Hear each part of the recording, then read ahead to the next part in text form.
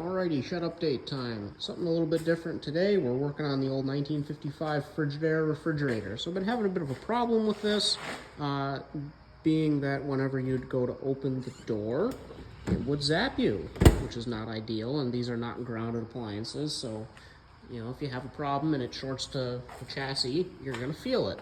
So what I think was going on, and this is my best guess, is the original door seal, which I will show in a moment, is wasted, and it was allowing lots of warm, humid air to pour into the refrigerator, and then it would condense on all the drinks and everything inside and drip down and flood the whole bottom here, which I knew that was happening.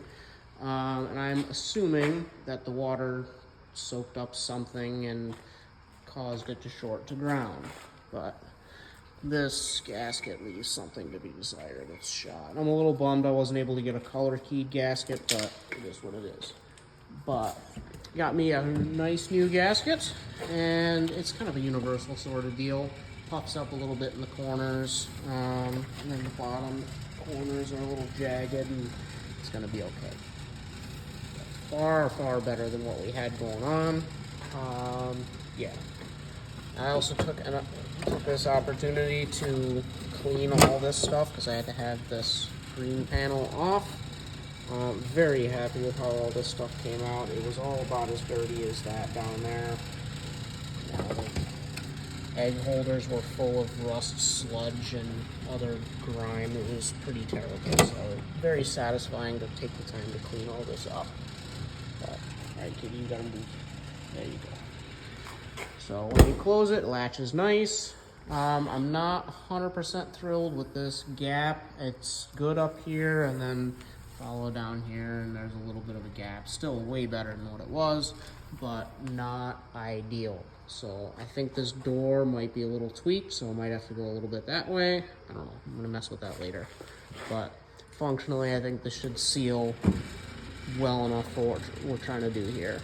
One other kind of interesting little anecdote that I discovered is this latch. And I discovered this only after looking at my other refrigerator, because the other fridge closes very, very easily.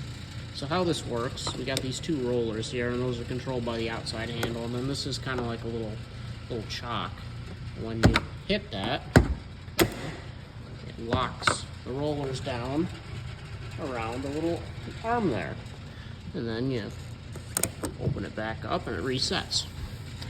Well, the gap between those rollers is greater than the width here, and so you'd have to push against the roller spring just a little bit every time you close it, and it would kind of drag. The other fridge doesn't do that, because someone zinged 1/8 of an inch off the bottom, which I just did here, and now closes like butter. So kind of a neat little thing I discovered. But yeah, that is all we got for tonight. Working on the old refrigerator. Cool stuff.